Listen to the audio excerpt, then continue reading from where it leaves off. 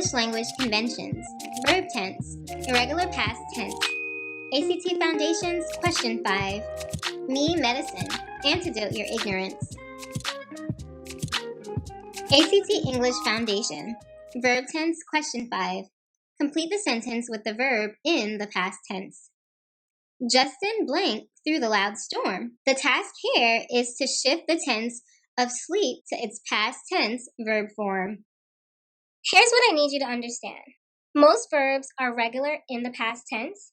That means you follow a rule like add ed or add d to get the past tense form of the verb. Some verbs are irregular in the past tense. That means you don't follow a rule. Instead, you must remember the past tense form of the verb. Check out this example. Jacob lost his keys. Lost is the irregular past tense form of the verb lose. This is a correct shift, and the overall sentence is formatted correctly.